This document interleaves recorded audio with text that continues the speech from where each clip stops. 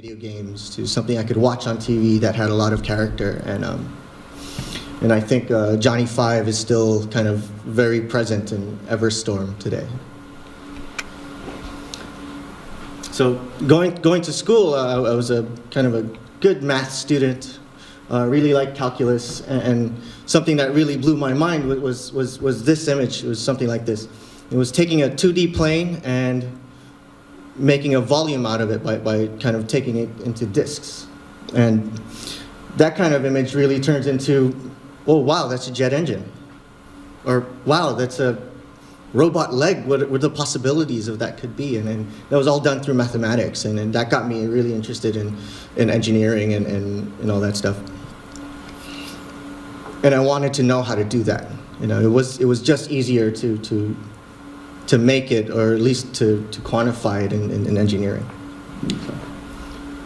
So, you know, I learned a lot about building through Bionicle, and you know, that stuff was coming out down there. So Bionicle was biomechanical. So if you guys got to see the guy with the robot arm today, I mean, that was a real fun thing for me to see and meet. I think that might have been the first or second robotic arm I got to shake in my lifetime. So I think that was really cool.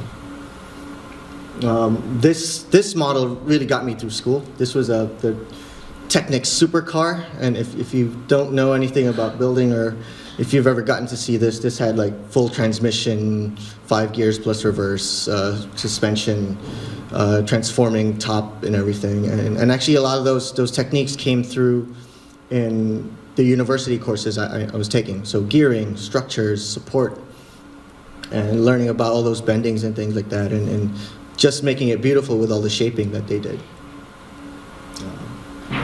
And then, you know, I finally got introduced to this little thing. So, any one of you guys familiar with those, especially the young guys? Yeah?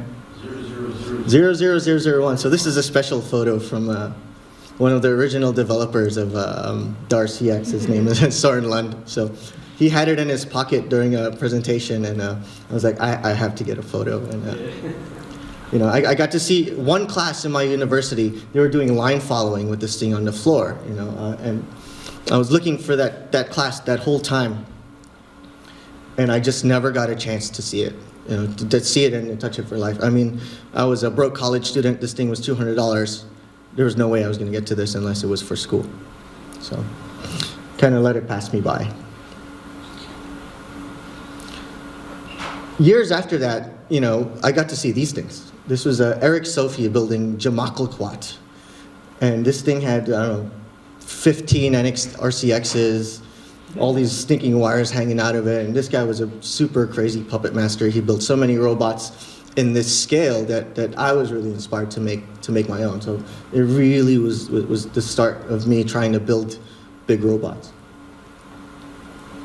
You know, and then there was other inspirations, like different types of robots that came out, different types of frames, like some more anime stuff. You know, someone did a very big dragon before I did, and even the smaller robots. So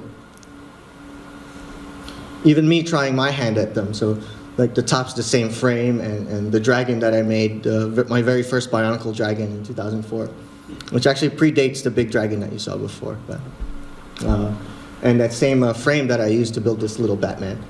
And it was just kind of fun to kind of study those joints and see if I could really make something that was a little bit more fun than the stuff that I saw, and get to play with it and pose it, and you know, make something human out of something metallic and robotic and machine. Around that time, Exoforce came out. I got to see these guys, and I started building robots that look like this, and this was a big inspiration from Japanese anime, and you know, weird, crazy, like alien-looking things, and I ended up using this in one of my robot classes. The Matrix came out around then too. It was robotics and artificial intelligence. This is what happens if we go too far. I mean, we end up being slave to those robots, you know. And then WALL-E came out also a little bit later, and then kind of showing the opposite side, that these things can have a little bit of heart and be cute and still be kind of robotic and cool. And that thing starts up with the max sound, and Marc-Andre building X amount of versions of it. So you can see that it's not just me. And eventually this came out, the NXT. I got to play with it. I got to see it a few months before it was actually released. I was working at a brand retail store before, and they gave it to me 2 months ahead. So I got to build Alpha X, I got to build all the robots, I got to do the programming. It was way more fun than I was supposed to be having anyway. And then I got introduced to this at the same year, first LEGO League. This was my first experience with FLL, and I got to see this thing called Nano Quest. And I got to see these kids building robots on there and making something of a difference. And then I even saw a team with an RCX robot do a perfect mission, 400 points in 90 seconds, and only touching their robot once. I mean, you guys got to find that. That's a really cool video, and it's in my archive somewhere. I can't even find it on YouTube anymore. But it was bigger than me. I mean, there was more than me just getting inspiration from little robots and some big robots and Jamakal and that. So I was getting this inspirations from kids, and maybe I could do this. And I was never able to do this challenge. So these kids definitely had a lot more on it than I did. I formed my own team. This was my first team at my first competition. This was actually at the end of the competition where we did our whole thing, and it was just so hard to get 8, 9-year-olds to kind of agree to each other. And at the end of that tournament, we got this little team spirit award, and it was just such a great feeling because it was hard to make that team, 2 hours a week of practice. And kind of right now, I got one of these kids in the far right, Brett. He's in the University of Michigan on a band scholarship. The kid with the very sprayed curly hair now, he's at a Polytechnic University doing robotics. And I've known him since he was 6, and I built his first Bionicle for him. So. And I'm really seeing these guys grow up, and them telling me, oh, if it wasn't for that first LEGO League experience, I would never have been, where I am today. And then I got to build my own robots. So you can see a bit of the chicken walker. This was my first NXT robot that I got to make that was not from the building instructions. That was a good song. Hope my phone doesn't go off. I went a little nuts with this. I broke 2 NXT motors. I cracked the orange part, so because I was trying to lift 2 NXTs from the ankles. I built a sumo bot up there, which is actually one of my segues into the LEGO community. They had a sumo contest, and you build it, you put it on LED, and someone else will build it and run your robot and program. So I didn't win, but that robot is now in India, I think, and beating all the Indian LEGO quality guys. So, and then you guys saw the business card dispenser that I did, and there's my first one, hanging out my first business card, and it was always a challenge to kind of press the business cards into the wheel that lifts them up. And then this one kind of runs the same way. And, well, at least for me, I always had a vertical business card, so that was a bit of a challenge. But you can see where that's going. And then getting inspired from other builders in the community. So this was inspired by Gus Jansen, who works for High Technic, and he made a 6-legged walker. And then I took it and then brought it to summer camp, and I made a giant bug out of it that was 2 feet long. And then ended up being the Lego guy at the summer camp, and started doing wearables that long ago. I think that was 2008 or maybe 9. And then one of my friends had a real great comment on this and said that this was a fancy nose picker. So. Anyway, at some point, someone saw what I got to do, and they let me work on this little project called Rudolph, and something I couldn't talk about until 2012 November. So about 3 full years before I could even talk about that. And I had to my job, and I was tasked to build some kid's first robot experience. So how many of you guys built that first NXT robot? Anyone? You kids? Okay. So this was the task. Yes, thank you. And it was like improve upon that experience, okay? And you have to do it right in front of the guy who did it. So kind of making that robot and finding out where it comes from. Why did it have to be flat on top? Why did it have to have the big wheels? Why were the sensors over there? Why is that important for the kids to learn for the first time? You know, everything in here was so hard to do because every piece mattered. You know, even the little white arrow on the side from someone else, and how come the gyro has the longest wire in the back? You know, you can ask me for days. I have a whole hour presentation on that too.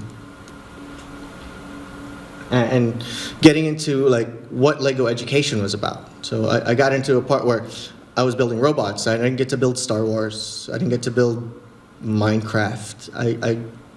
All those fun things that everyone wanted to do when they think of a LEGO designer.